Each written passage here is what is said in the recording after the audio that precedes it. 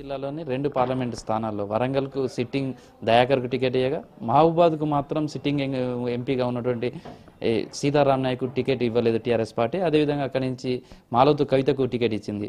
అయితే ప్రస్తుతం తనకు ఎందుకు టికెట్ రాలేదని మీద స్పందించేందుకు మహబూబాద్ ఎంపీ సీతారాం నాయక్ మనతోటి ఉన్నారు. ఆయనతో సార్ చెప్పండి, అంటే ఎంపీగా మీకెందుకు పార్టీ టికెట్ ఇవ్వలేదు అనుకుంటున్నారు?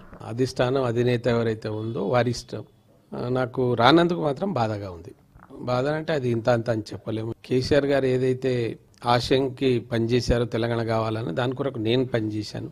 నా పేరే జామిన్ సీతారాం అని పెట్టిండ్రు. ఇంత ఉన్నవాడిని నాకు టికెట్ రాలేదంటే నాకు బాధ ఉంది, నా కుటుంబ సభ్యులకు బాధ ఉంది. నాకు ఇవ్వకపోవడం వెనుక ముఖ్యమంత్రి గారి దగ్గర నా మీద ఏదో చెడు అభిప్రాయం ఉన్నదని నేను అనుకోను. నన్ను ఇంకో రకంగా ఏమైనా వాడుకుంటారు అనేటువంటి అభిప్రాయం ఉంది. మీ పనితీరా, లేకపోతే కొద్ది కాలంగా మీరు పార్టీ మారుతారనే రూమర్స్ రావడం, తర్వాత ఎమ్మెల్యేలతోటి కోఆర్డినేషన్ లేకపోవడం, ఇలా చాలా రకాలైనటువంటి అంశాలు బయటకు వస్తూ వచ్చినాయి. అంటే ఇవేమైనా కారణాలు అనుకుంటున్నారా? మీరు ఎమ్మెల్యేలతోటి మీకు సఖ్యత లేకపోవడమే కారణమా, వ్యతిరేకించారా? ఎమ్మెల్యేతో ఎక్కడ పంచాయతీ అయిందా? ఇలా నా పేపర్కి వచ్చిందా? చాలా మంది ప్రెస్ మీట్లు పెట్టి ఇవ్వవద్దన్నారు. నాకు రెడ్డి నాయక్, శంకర్ నాయక్, సత్యవతి, మన పెద్ది సుదర్శన్ ఉన్నదే ముగ్గురు ఎమ్మెల్యేలు. నాకు బ్రహ్మాండంగా పేపర్ ప్రెస్ మీట్ పెట్టి చెప్పారు కదండి. ఎట్లా అంటారేంటి మీరు? నా అదృష్టంలో మార్పు రావచ్చు, అది నా మంచి కొరకే రావచ్చు అని ఎందుకు అనుకోకూడదు, చెడని నేను ఎందుకు అనుకుంటున్నా?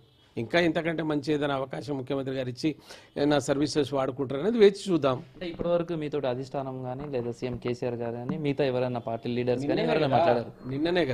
నిన్ననే సాయంత్రమే అయింది. పిలుస్తారండి, ముఖ్యమంత్రి ఉట్టిగా కూర్చుంటారా? ఇప్పుడు నామినేషన్లు వేస్తున్నారు, అన్ని చేస్తున్నారు. వాళ్ళు ఆయన వారు ఏనాడన్నా మాట్లాడలేదంటే నాకు అనుమానం. నాకు చాలాసార్లు నాయక్ గారు అని ఫోన్లో మాట్లాడారు.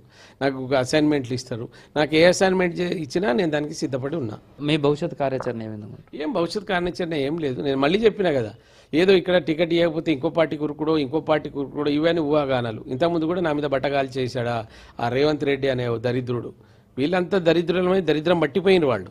అనవసరంగా మా లాంటి వాళ్ళని బదనాం చేయవద్దు. ఏ పార్టీ కూడా మమ్మల్ని సంప్రదించకూడదని కూడా గట్టిగా చెప్తా ఉన్నా, వార్నింగ్ ఇస్తా ఉన్నా. ఇది ప్రస్తుతం సీతారాం నాయక్ మనసులోని మాట.